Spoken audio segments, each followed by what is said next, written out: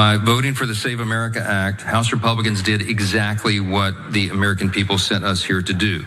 It's promises made, promises kept.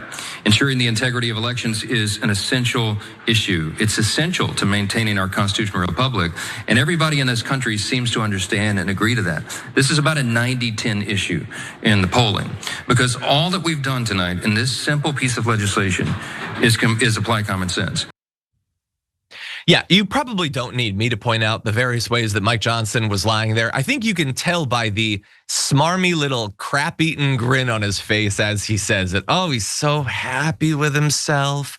We did exactly what the American people sent us to do, make it harder to vote. That is, after all, what everybody's pining for.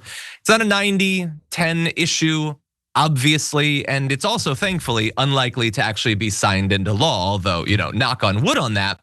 But what was pretty ridiculous was the actual vote. So you had all the Republicans. That's pretty bad. I mean, there's even some Senate Republicans that are like, this goes too far. This is effectively trying to nationalize elections, all that stuff.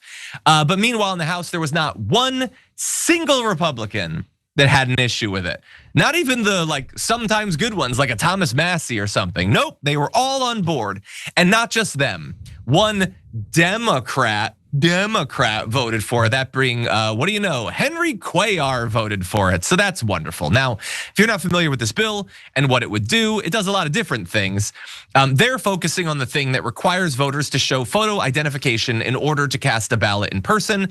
And it slaps new rules on mail-in ballots, which they want to stop because that makes it easier for people to vote, requiring voters to submit a copy of an eligible ID when requesting and casting an absentee ballot. Now, obviously, there are some issues with that. The first being that not everybody has the sort of identification necessary under this bill, and it is pretty restrictive. For instance, student IDs will no longer be valid for this sort of thing. Interesting that. I wonder why they would knock out eligibility for the sort of ID that young people use. Weird. It's almost like they don't actually care about young people, no matter what they say about TikTok.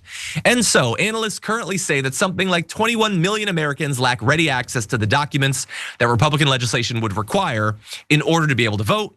That is not evenly distributed across the population, not even close. There's not a billionaire in the country that doesn't have ID, but there's plenty of poor people. And by the way, some of the identification that you would need to be able to vote under this is not free.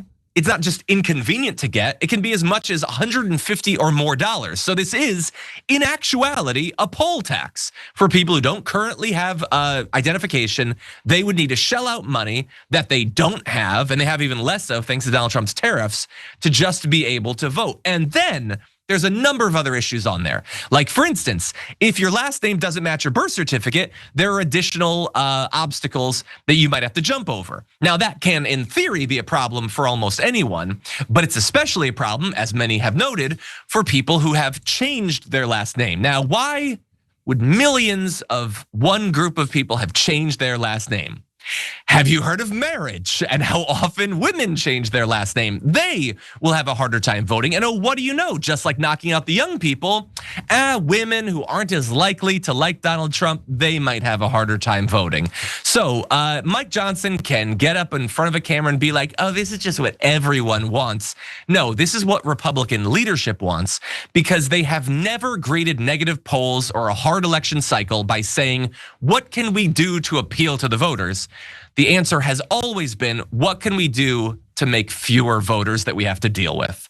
Luke, again, we don't know if this is actually going to pass in the Senate, but what do you make of it as of right now? John, you impressed me. That was so brilliantly laid out, my goodness. Because it's I think it's a difficult one to explain sometimes to someone who's not immersed in politics, because the branding from Republicans kind of sounds like it makes sense. They go, don't you think you should identify yourself to vote? And you're like, yeah, of course. And the truth is, of course, there's a bunch of different ways that you have to and can, depending on the state, identify yourself. Yes. What they're doing is trying to close the window of options tight enough and then sort of gerrymander the options like, oh, this one's good, but this is not, that perfectly fits their voter suppression ambition. So it's so convenient that the rules they're laying out, as you said, would have disproportionately suppressive outcome on women and young people. Yeah. I wonder why that's perfect for them. Obviously, those groups are more likely to vote for Democrats. And then this comes right after, as you referenced with the nationalized elections phrase, Trump explicitly said that. And I know that our world is just so crazy that every scandal has to only be a one-day scandal that would otherwise be a multiple weeks-long scandal with any other president. But he said in an interview, the president said, we should take over elections in certain states that essentially vote a way that I don't like. He said explicitly, Republicans should nationalize elections in these blue states.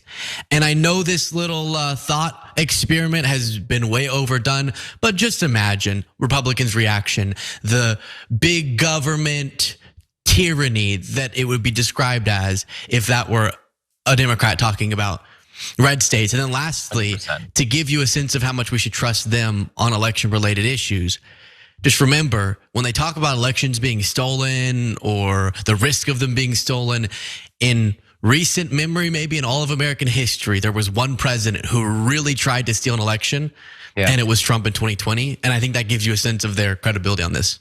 100%. And that is why I think people should be so suspicious of all of this. When they say, hey, we just want the election to be secure, that, if you don't know much about elections, seems very reasonable.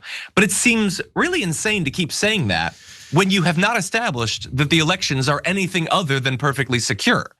So throwing up additional roadblocks to voting when there's no evidence that there's voter fraud seems really weird. It doesn't seem like common sense. Like if I told you, I want your house to be secure, so I've added an extra padlock to your front door. I mean, you want a secure house, right? Now, do you have a key for it? Oh, you don't have a key? Oh, that's okay. You can go get a key. It'll be like $150. But you want a secure house, right? And actually, I really want your house to be secure. So I'm gonna have a certain window of hours in which you can go into your house just to make it more secure. And I'm gonna put a little bar, super heavy, difficult to open, but you do want a secure house, right? If you've never had your house be broken into, that seems insane. You should have to establish an actual issue before you fix it. But they've come at it from the opposite direction because security is not the issue. The voting is the issue and they don't want it to happen. And I'll end with this. We referenced the young people. Do you know how bad it's gotten for Donald Trump with young voters? We are 1 year in his first term. His approval rating amongst Gen Z adults is at 25%. It was at 52% last February. He has lost more than half of those Gen Zers that actually approved of him in just 1 year. His numbers, by the way, have also cratered amongst young men generally too. So this is why they're getting more frantic. This is why they're getting so worried. It's because they know that people don't actually support them. With the cost of everything going up, here at TYT, we're always trying to help you guys out and save you some money. Your cell phone bill is the last place you should be getting ripped off. But if you're with Verizon or AT&T, chances are you're way overpaying for the plan you're on. That's why TYT is teaming up with Noble Mobile, the only cell phone plan that pays you to use your phone less. With their Noble plan, get unlimited data for only $50 a month. But the real game changer is the cash back you get for your unused data. The less data you use, the more cash back you get. It's a win-win. Stop letting big wireless rip you off. Choose a company that aligns with your values and isn't trying to milk you for every last cent. And by switching to Noble, you're directly supporting TYT in our mission of bringing you honest, independent news. So give Noble a try and make the switch today. Scan the QR code on the screen now or visit go.tyt.com/plan. That's go.tyt.com/plan.